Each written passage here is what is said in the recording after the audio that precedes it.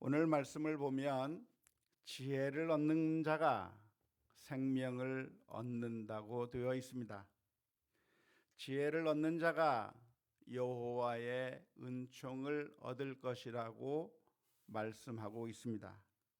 어디서 그렇게 표현하고 있죠? 35절의 말씀 가운데서 그렇게 표현하고 있습니다. 한번 같이 읽어볼까요?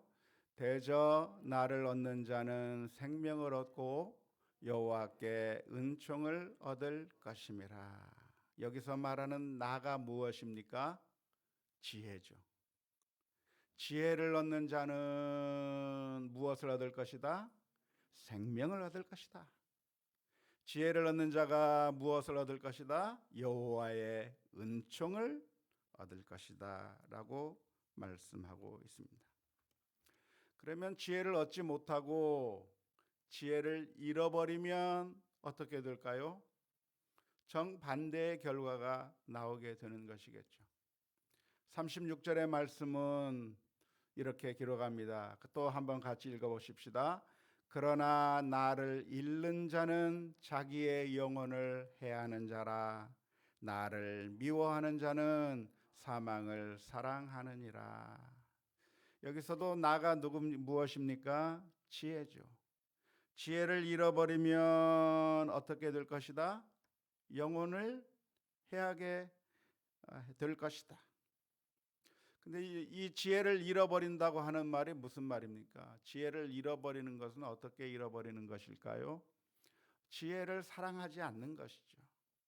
지혜를 들려줘도 그 말에 따라 지혜에 따라 행하는 것이 아니라 지혜와는 반대의 길로 가는 것이고, 지혜를 잃어버린다고 하는 것, 물건처럼 잃어버릴 수 있는 것은 아니니까.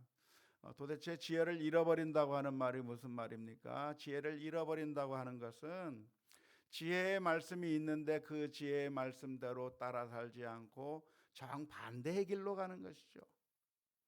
사랑하지 않는 것이죠. 지혜의 말씀을 들려주면 싫어하는 것이죠.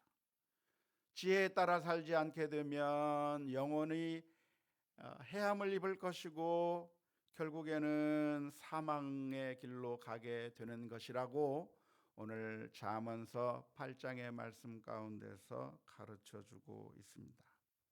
이 말씀의 의미가 무엇일까요? 문자 그대로입니다. 지혜가 정말 중요하다고 하는 것이죠. 지혜가 무엇입니까? 지혜가 다른 것이 지혜가 아니고 하나님을 경외하는 것이 지혜라고 했습니다. 하나님을 무서워하는 것이 지혜라고 했습니다. 하나님의 말씀대로 순종하며 사는 것이 지혜고, 하나님께서 말씀해 주시는 대로 따라 살고, 이 하나님의 말씀대로 살지 않는다고 한다면 내게 큰 화가 있을 것이라고 생각하고 하나님을 두려워할 줄 아는 것이 지혜라고 말씀을 드렸는데요, 그렇게 하나님을 두려워하며 살아야 생명을 얻는다고 오늘 본문의 말씀 가운데서 가르쳐주고 있습니다. 지혜를 얻어야 생명을 얻는다고 표현하고 있는 이 말씀은 그 말씀을 다른 표현으로 변경해서 다른 표현으로 표현하자고 한다면 어떻게 이해할 수 있을까요? 지혜를 통해서 생명을 얻는다고 하는 이야기는 지혜가 아닌 다른 것들로서는 생명을 얻을 수 없다고 하는 말입니다. 예를 들자면 어떤 것을 통해서는 생명을 얻을 수 없다고 하는 것일까요? 이 세상의 모든 것이죠.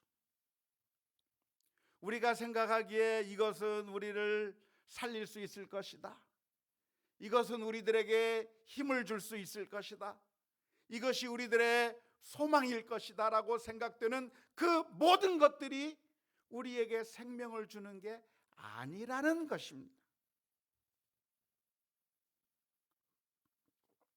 우리는 흔히 생각하기를 돈이 우리에게 생명을 줄 것이라고 생각을 합니다. 그래서 돈이 많이 있으면 좋겠다, 돈만 있으면 문제가 해결되겠다고 생각을 합니다. 하지만 오늘 본문의 말씀 가운데서 지혜를 얻는 자가 생명을 얻는다고 하는 이 얘기가 무슨 얘기입니까?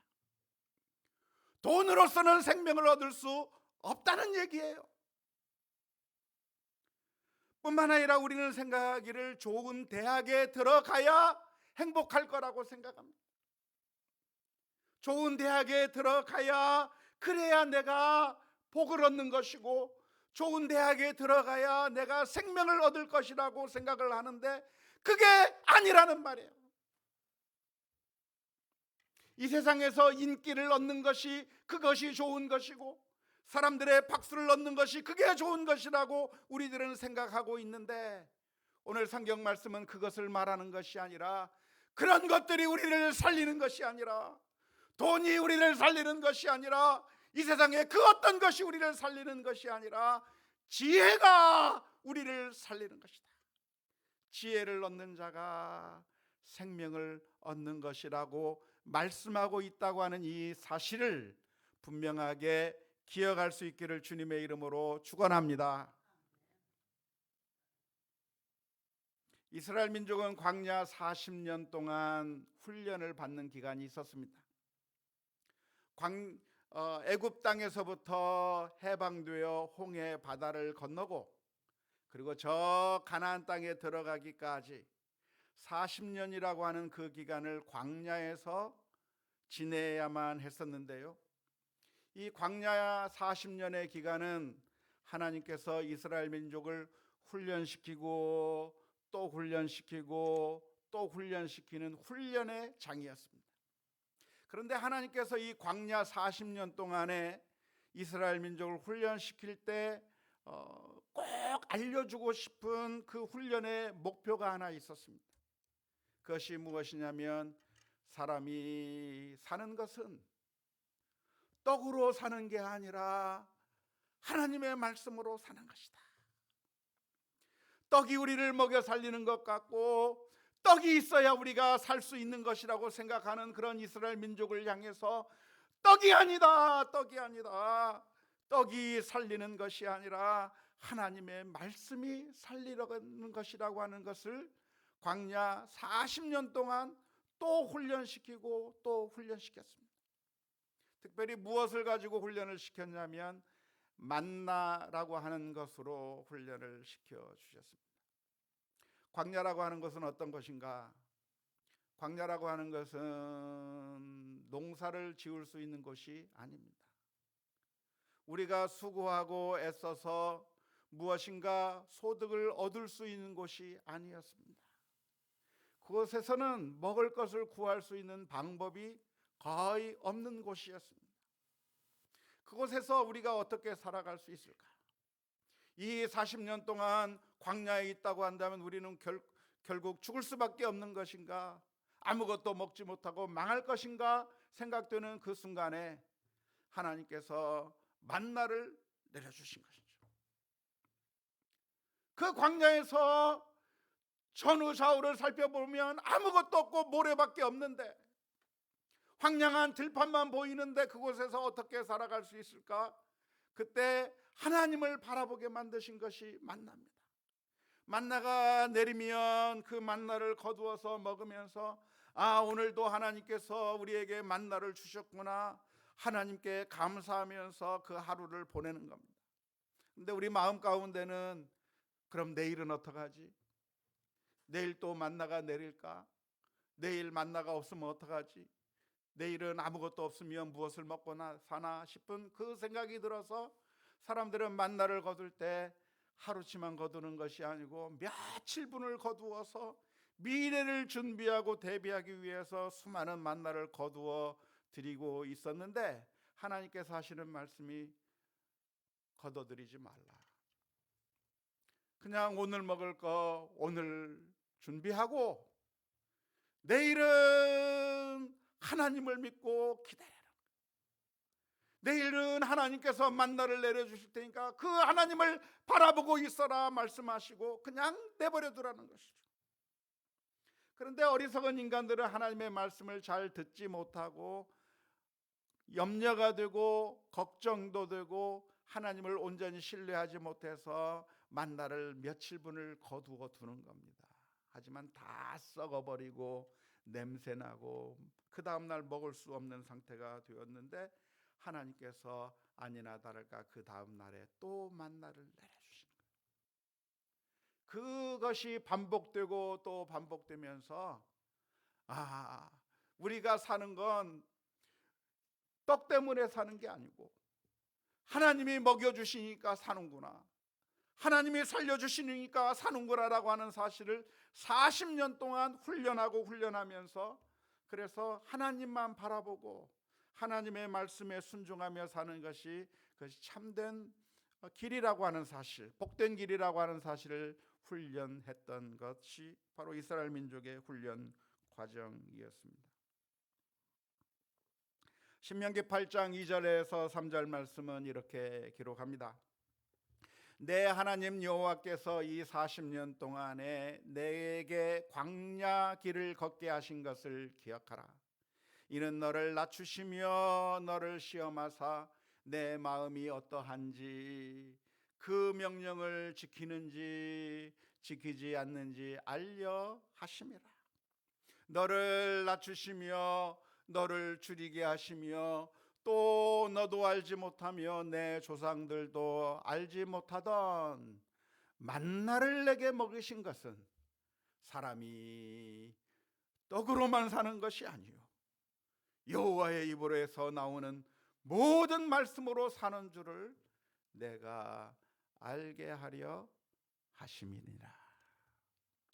하나님께서 이스라엘 민족으로 하여금 떡을 먹으니까 배가 부르고, 떡을 먹으니까 힘이 솟아오르고, 떡을 먹으니까 목숨이 붙어 있는 것 같은 그런 현상만을 보는 이스라엘 민족에게, 그것이 아니라 사실은 그 떡이 하나님에게서부터 온 것이라고 하는 것, 그리고 하나님을 바라보아야 한다고 하는 그 교훈을 내려주신 것입니다.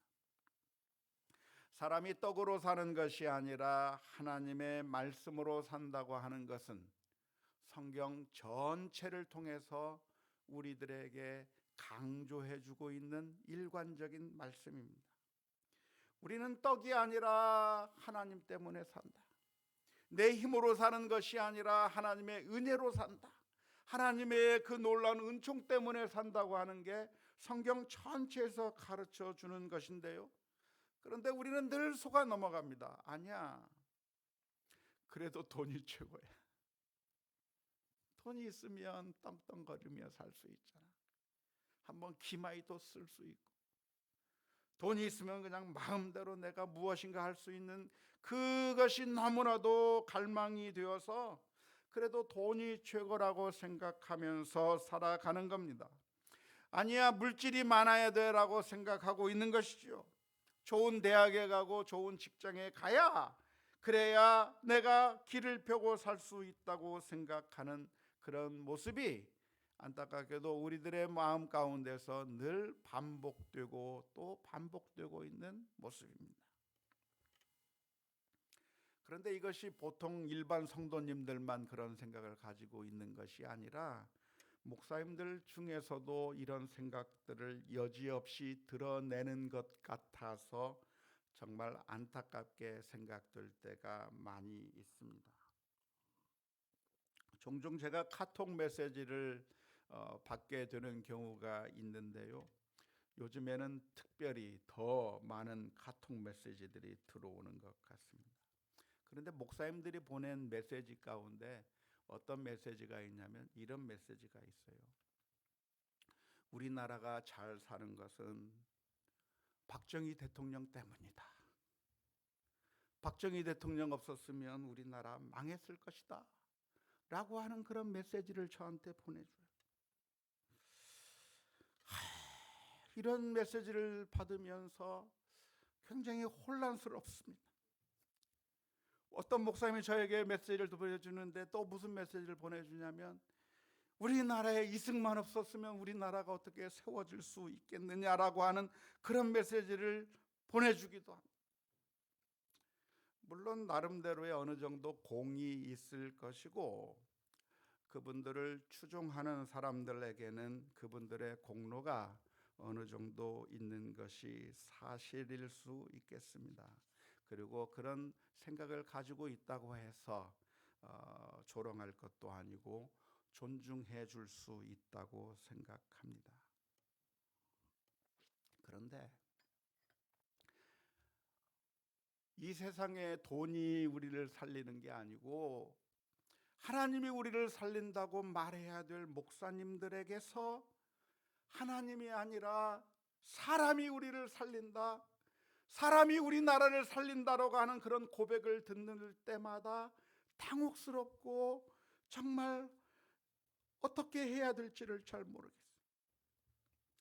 모든 사람들이 돈이 최고라고 외칠 때, 돈을 벌어야 하고 성공해야 하고 이 세상에서 잘 나가야 된다고 그렇게 외칠 때, 하나님의 말씀을 가지고 있는 사람들이 외쳐야 될 말씀이 있다고 한다면 아니다, 돈이 우리를 살리는 것이 아니라 하나님의 말씀이 우리를 살리는 것이고, 이 세상에 그 어느 것이 우리를 구원해 주는 것이 아니라 우리의 소망은 오직 예수님밖에 없다고 하는 사실을 전해야 될 테인데, 안타깝게도 그렇지 못하는 경우가 너무나도 많이 있고, 우리 성도들의 마음 가운데서도 우리가 예배 드릴 때는 하나님의 은혜를 이야기하고 하나님의 사랑을 이야기하지만 뒤돌아서면 그래도 돈이 최고야, 뒤돌아서면 그래도 힘 있는 사람이 좋아, 자꾸 이 세상의 것들을 바라보려고 하는 그런 모습을 보이는 경우가 많이 있는데요, 원하기는 우리가 이 하나님의 말씀을 다시 한번 분명하게 우리들의 마음속에 또 새기고 또 새길 수 있기를 주님의 이름으로 축원합니다. 우리를 살리는 것은 떡이 아니라 하나님이다. 우리는 돈 때문에 사는 것이 아니라 하나님 때문에 산다라고 하는 그런 믿음의 고백들이 우리들 가운데 넘쳐날 수 있기를 주님의 이름으로 축원합니다. 하지만 문제는 우리들의 눈에는 그렇게 보이지 않는다는 데 문제가 있습니다.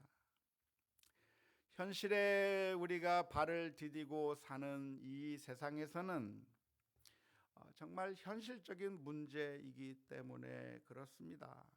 우리가 이 세상에서 살아갈 때는 정말 돈이 최고인 것처럼 보이게 되는 것이고, 힘 있는 사람이 도움이 되는 것 같고, 그리고 권력이 최고인 것 같은 그런 느낌을 받을 때가 많이 있기 때문에 그렇습니다. 늘 우리는 그런 환경 속에서 살아가고 있는데요, 그때도 이 세상 전부가 돈이 최고라고 말하고 있는 그 순간에 우리는 하나님의 말씀 앞으로 돌아가야 합니다. 지혜를 얻는 자가, 하나님을 두려워하는 자가 생명을 얻을 것이다. 이게 안 믿겨지시면 이걸 좀 믿을 수 있게 해달라고 기도하십시오. 이 말이 참말이라고 하는 그 사실을 우리들이 기억해야 될 줄로 믿습니다. 따라서 우리는 떡으로 사는 것이 아니라 하나님의 말씀으로 살아야 합니다. 방백들을 의지할 것이 아니라 하나님을 의지해야 할 것입니다. 아무리 사람들이 수고하고 애쓴다고 할지라도, 집을 세운다고 할지라도 하나님께서 지으시지 아니하면, 하나님께서 돕지 아니하시면 세우는 자의 수고가 헛되다고 하는 그 사실을 분명하게 기억해야 될 줄로 믿습니다. 이사야서 55장 1절 2절 말씀은 이렇게 기록합니다. 오호라, 너희 목마른 자들아 물로 나오라, 돈 없는 자도 오라. 너희는 사목되에 돈 없이 값없이 와서 포도주와 젖을 사라. 너희가 어찌하여 양식이 아닌 것을 위하여 은을 달아주며 배부르게 하지 못할 것을 위하여 수고하느냐. 내게 듣고 들을지어다. 그리하면 너희가 좋은 것을 먹을 것이며 너희 자신들이 기름진 것으로 즐거움을 얻으리라. 이 세상에 썩어질 것들, 먹어도 조금 있으면 다 뒤로 나가버리고 다시 허기질 수밖에 없고, 마셔도 조금 있으면 또다시 갈증이 있을 수밖에 없는 헛된 것들에 우리가 목숨을 걸며 사는 것이 아니라 우리를 영원한 생명으로 인도하는 지혜를 얻기 위하여, 하나님을 두려워하는 마음으로 살아가기 위하여 우리 모두가 기도하며 나아가고 이 지혜를 얻을 수 있기를 주님의 이름으로 축원합니다. 그러면 어떻게 우리가 지혜를 얻을 수 있을까요? 지혜를 얻는 방법에 대해서 32절 말씀, 잠언서 8장 32절 말씀에서는 이렇게 표현합니다. 아들들아, 이제 내게 들으라. 내 도를 지키는 자가 복이 있느니라. 32절 말씀 가운데서 이제 내게 들으라 라고 하는 말씀에 주목해 보시기 바랍니다. 여기서 말하는 내게가 누구죠? 지혜입니다. 지혜를 귀 기울여 들으라 라고 32절 말씀에서 기록하고 있는데요, 여기서 들으라고 말씀하신 그 표현을 주목해 보면 좋겠는데요, 하나님의 말씀이 주어져 있는데 그 말씀을 우리가 들어야 한다는 겁니다. 하나님의 말씀이 있는데 들어야 지혜를 얻는 것이고, 자꾸 듣고 또 들어야 지혜가 우리에게 생겨진다는 것이죠. 들어야 지혜가 생기고 지혜가 있어야 생명을 얻는다고 하는 것인데요, 왜 우리는 들어야 합니까? 지혜를 얻기 위해서 들어야 할 필요가 왜 있을까요? 왜 우리는 지혜의 말씀에 귀를 기울여서 꼭 들어야만 할까요? 그것은 지금 우리들의 귀에 지혜가 아닌 소리들이 너무나도 많이 계속해서 하루 24시간 내내 일주일 7일 동안 1년 365일 계속해서 지혜가 아닌 소리들이 우리들의 귀에 계속 들려지고 있기 때문에 그렇습니다. 우리는 가만히 있으면 아무것도 안 하는 것이 아니라, 우리가 가만히 있으면 그냥 가만히 있는 것이 아니라 사실은 우리는 이 세상의 가치관에 노출되어 있는 겁니다. 그래서 자꾸만 듣는 겁니다. 자꾸만 들어요.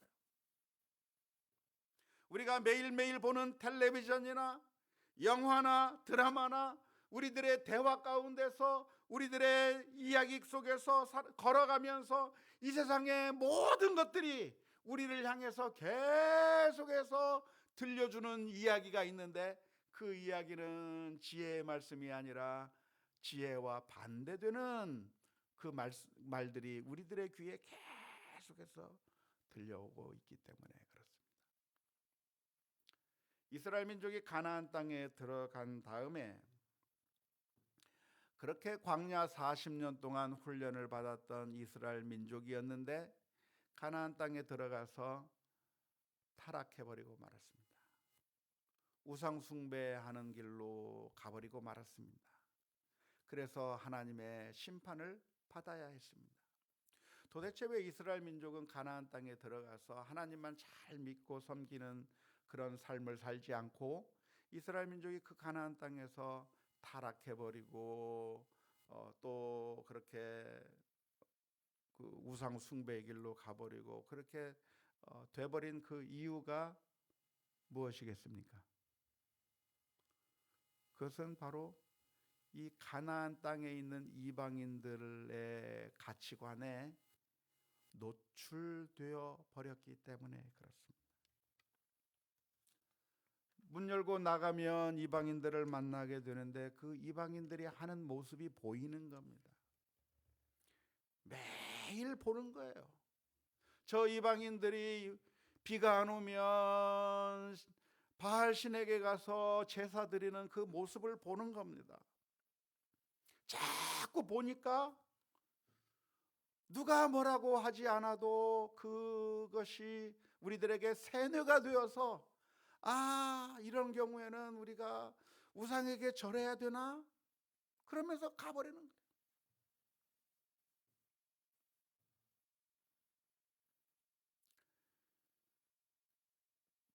제가 미국에 있을 때 그 담배 광고 하는 것을 봤는데요. 담배 광고를 하기 위해서 담배 그 포스터를 가게마다 붙여 놓습니다. 붙여 놓는데 그 담배 포스터를 어디다 붙여 놓냐면, 예를 들어서 뭐 세븐일레븐이라든가 이런 편의점 있지 않나요? 그런 편의점에 들어가려고 하면 담배 광고들이 꼭 여러 개 붙어 있는데, 어디에 붙어 있냐면 허리 아래 부분 높이에 붙어 있습니다.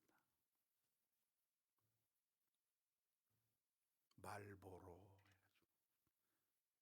빨간 자극적으로 눈에 확 들어오는 디자인의 담배 광고가 붙여져 있는데, 어디에 붙여져 있냐면 제 눈높이에 붙여져 있는 것이 아니라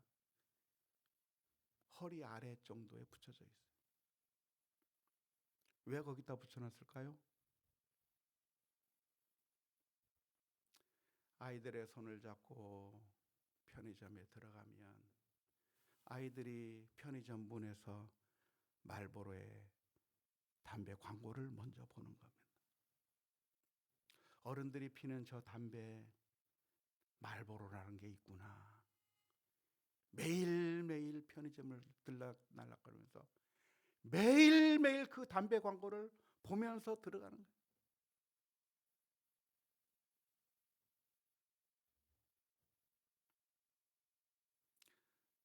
그러니까 그렇게 1년 365일 광고하고 있는 그 광고의 힘 앞에 학교에서 한 학기에 겨우 몇 시간 너희들 담배 피면 안 된다라고 가르치는 게 힘을 잃어버리는 그런, 그러니까 결국 아이들이 커서 다 그쪽으로 빠져가는 거예요. 근데 그게 담배 광고만이 아니에요. 담배 광고만이 아니에요. 지금 우리들이 살아가고 있는 이 삶에서 계속해서 끊임없이 광고가 되고 있습니다. 우리들의 마음을 세뇌시키고 있습니다. 돈을 벌어야 된다. 이 세상의 것들을 추구해야 된다. 이 세상의 방식대로 살아야 된다라고 하는 광고들을 계속해서 끊임없이 주입받고 있고, 우리 아이들이 학교에 가면 학교에서 친구들에 의해서 계속해서 세뇌당하고 있고, 엄청난 세뇌가 계속해서 되고 있는 그 상황 가운데서 결국 우리가 어떻게 믿음을 가질 수 있고 지혜를 얻을 수 있는가? 오늘 성경 말씀은 이렇게 이야기합니다. 들으라. 지혜를 들으라. 하나님의 말씀을 들어야 하는 것이죠. 32절에서 이렇게 이야기합니다. 아들들아 이제 내게 들으라. 33절에서 말합니다. 훈계를 들어서 지혜를 얻으라. 34절에서 말합니다. 누구든지 내게 들으며,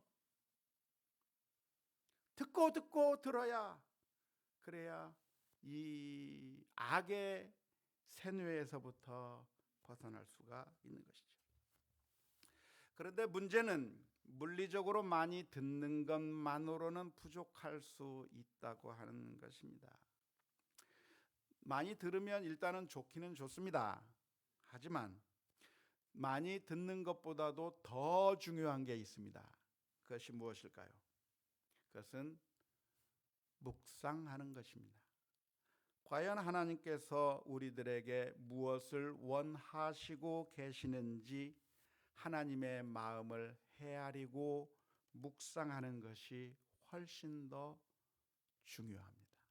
그러니까 성경을 읽는 거 많이 읽어서 일독을 하고 뭐 몇십 독을 하고, 어떤 사람은 쓰기도 해서 성경을 전체를 다 쓰기도 하고, 어떤 사람들은 이걸 암송하기도 하고, 정말 우리가 성경을 사랑하는 방법이 다양한 방법이 있는데요, 많이 읽든 많이 쓰든 아니면 많이 암송을 하든 어떤 방법을 하든지 많이 하는 것은 아주 중요한 일인데요, 그런데 그렇게 많이 하는 것보다도 훨씬 더 중요한 게 무엇이냐면 묵상하는 것이죠. 안타깝게도 많은 사람들이 난독증이 있어서 많이 읽기는 읽는데 무슨 뜻인지 모르는 경우가 굉장히 많더라고요. 예전에 제가 어떤 한 학생을 봤는데요, 그 학생의 어머니가 그 학생한테 가서 책 읽으라고 숙제를 내줬습니다. 그러니까 집에 방 안에 들어가서 엄마가 읽으라고 하는 책을 다 읽었어요. 다 읽고 나 엄마가 읽으라는 대로 나 책 다 읽었어요 하고 쫙 나오는 거예요. 그래, 네가 책을 벌써 다 읽었구나. 그래, 그러면 그 책이 도대체 무슨 얘기하고 있든 물어보니까 몰라. 읽긴 읽었는데 몰라. 거기서 무슨 얘기했는지, 거기에 나오는 사람이 누구니 몰라. 거기에 무슨 무슨 주인공이 나왔는지 아무것도 모르는 거예요. 그런데 읽기는 읽었어요. 안 읽은 게 아니에요. 읽었는데 그냥 소리내서 읽긴 읽었는데 마음에까지 오지 않은 거죠. 내용 파악을 잘 못하는 어떤 그 문제가 있는 학생 같았습니다. 그런데 안타깝게도 우리 크리스찬들 중에는 많은 분들이 말씀을 읽기도 많이 하고 쓰기도 많이 하고 암송을 많이 하기도 하고 듣기도 많이 하곤 하는데 정작 하나님이 무슨 말씀하시는지 모르는 분들이 많아요.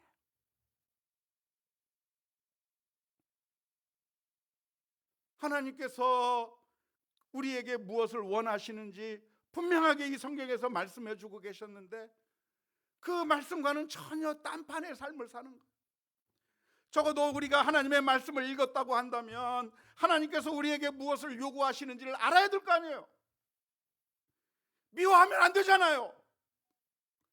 용서해야만 하잖아요. 사랑하며 살아야 되잖아요. 양보하며 살아야 되잖아요.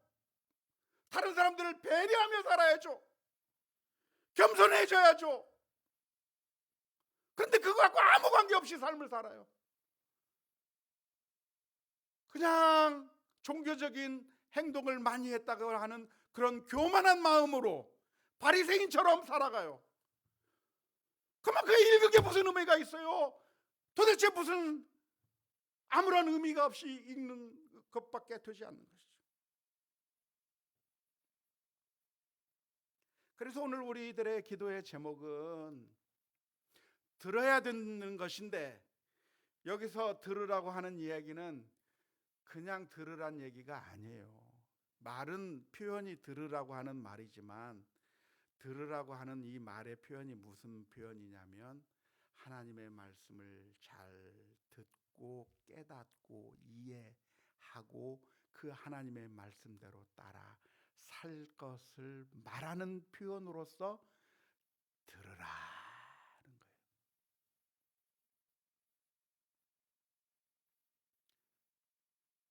여보, 아기 좀 봐. 그러면 아기만 보고 있는 거예요.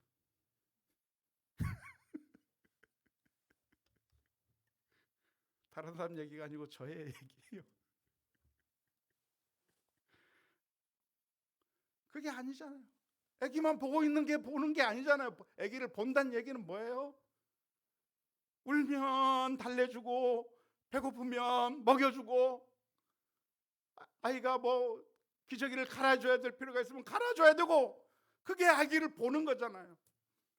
들으라고 하는 얘기는 하나님의 말씀 틀어놓고 들으면서 딴짓하라는 얘기가 아니라 하나님의 말씀을 듣는다고 하는 얘기는 그 하나님께서 우리들에게 무엇을 원하시는지, 하나님께서 내가 어떻게 살기를 원하시는지 하나님의 마음을 알아가라고 하는 말씀. 그래서 묵상해야 되는 거죠. 들으라고 하는 얘기는 곧 묵상하라는 이야기고, 그래서 하나님을 더욱더 조금씩 더 알아가라고 하는 이야기입니다. 예수님께서는 겟세마네 동산에서 하나님 앞에 기도하며 엎드렸습니다.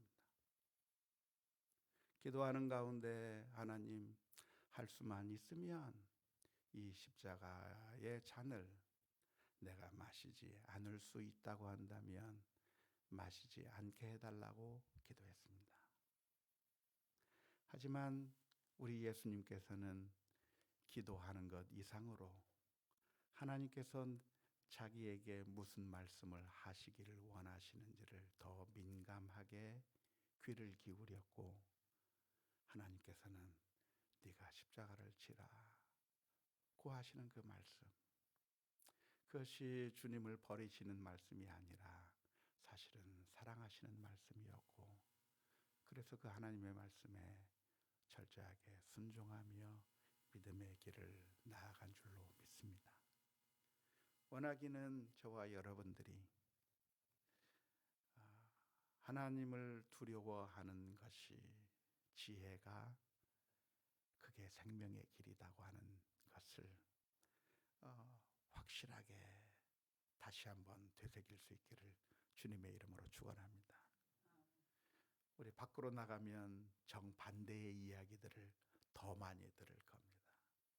그러나 다시 하나님의 말씀을 보면서, 아니다, 하나님이 우리를 살린다, 하나님이 우리의 소망이다, 우리를 사랑하사 그 아들을 십자가에 내어주신 주님이 살 길이다 라고 하는 믿음의 그 확신들이 마음속에서 넘쳐날 수 있기를 주님의 이름으로 축원합니다.